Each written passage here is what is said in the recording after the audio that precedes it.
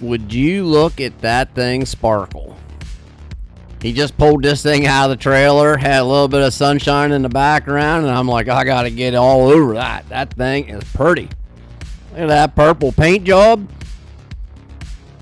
And you are looking at a 73 125 frame with a 360 squished into it.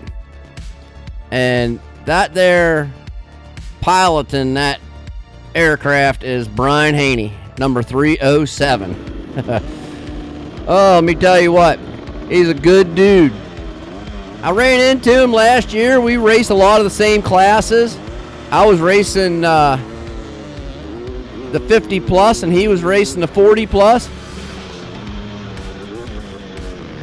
And it come away with some of the best races I've ever had. Now, here's Brian's race, 56J. That is going to be John Fetter.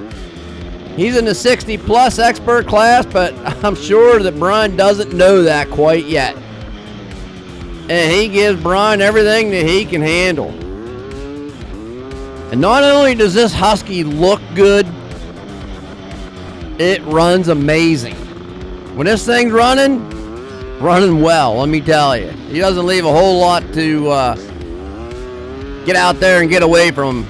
He went out in the first moto and the clutch was slipping on him a little bit, and here the center bolt, I was over with Marty when he was trying to get it adjusted. The center bolt was just a little bit out of adjustment. They had the bike laid on its side just like that. A little too hard on the brake. That's what I'd say. But back up and going. You notice he grabbed that clutch quick. Didn't even have to kick it. Back into the action. Watch out, Mr. Fetter. He's coming after you. And yeah, they got that clutch all put back together. This is a second moto. And these guys were doing great. Love watching this vintage action. There ain't a whole lot of speed difference, I'll tell you, in how it works out here. When you get the good guys up here moving out with these 360s, 390s, and everything else that they got thrown at it, you can see some good racing. He did say there's a lot of custom stuff made for it.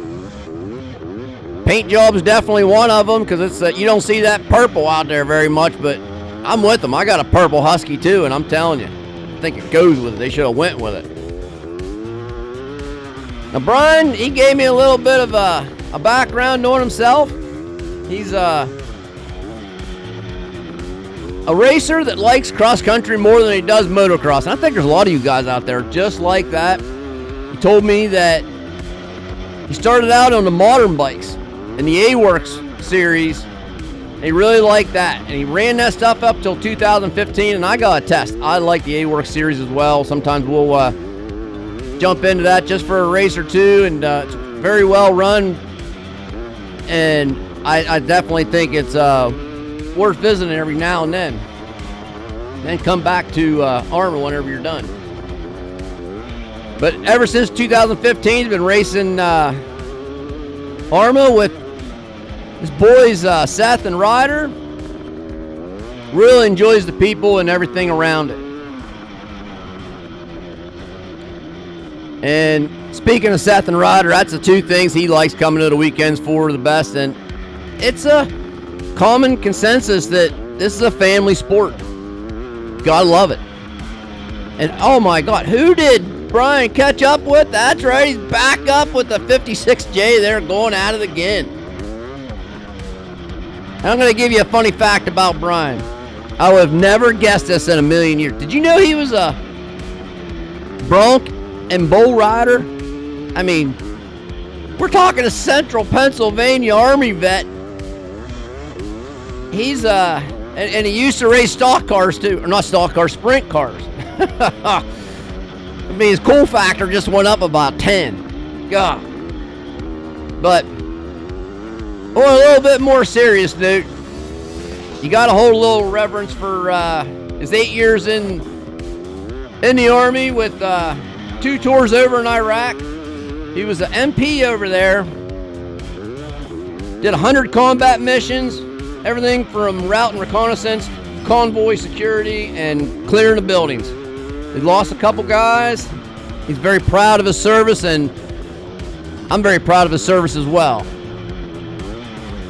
And his company number was number 307. That's what you're seeing on all three sides of this bike. Nothing cooler than when you get that kind of, association. I love guys that associate their bike with something like that, and this is right up there, let me tell you. Now, I do think that Mr. Fetter here better watch his back door, because Brian is trying his darndest to get out there and make a move. He's not following that same line, and he's trying to get it done. It's hard on these vintage bikes, though, let me tell you, because these guys put a lot of time and effort into it. You show up at a national event, it's going to be coming down to rider ability. He's sneaking in on the inside. Can he make it stick? It's close. Climbing up this uphill, I think it's that outside line lends itself to keeping your momentum up that hill for sure.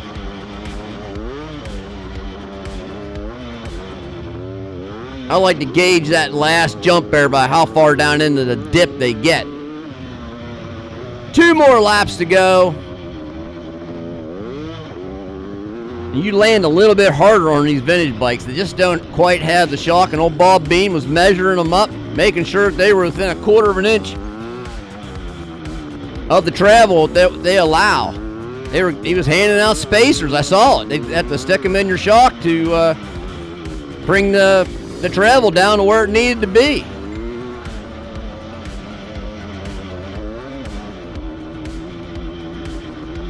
This is a good race here, folks.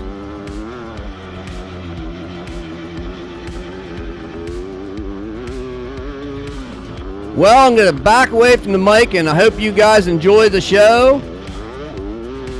I'll turn the volume up a little bit on the bikes.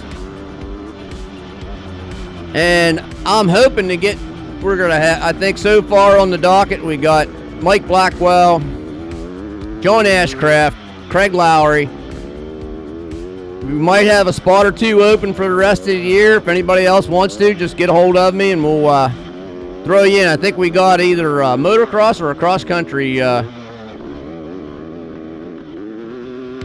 available for one of the races coming up. We'll talk to you after Renlo Park. That's the next race. Have a good one, everybody.